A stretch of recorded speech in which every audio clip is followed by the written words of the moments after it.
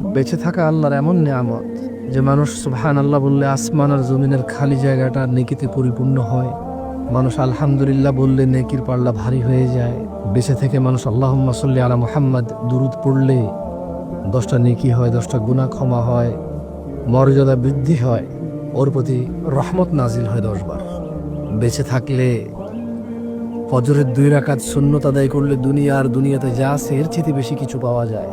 বেঁচে থাকলে ফজরে 2, জোহরে 6, মাগরিবে 2, ইশায় 2, মোট 12 রাকাত সুন্নতে মুআক্কাদা পড়লে আল্লাহ সুবহানাহু ওয়া তাআলা জান্নাতে ঘর তৈরি করবে। যে ব্যক্তি প্রতিদিন 12 রাকাত সুন্নত আদায় করবে তার জন্য আল্লাহ একটা করে ঘর নির্মাণ করবে। সুবহানাল্লাহ। বেঁচে থাকলে সাদাকা করা যায়, বেঁচে থাকলে মানুষের উপকার করা যায়, বেঁচে থাকলে আল্লাহর প্রশংসা করা যায়, বেঁচে থাকলে লাউ বালাগাত যুনুবুকা আনানাস সামা, যদি মানুষের গুনাহ আসমানের মেঘমালা পর্যন্ত ছয়, সুম্মা ইস্তাগফারতানি, আল্লাহ বলছে তারপর যদি সে আমার কাছে মাপ চায়, গফারতু লাক, আমি তাকে ক্ষমা করব, ওয়ালা উবালি, কারো পরোয়া করব না।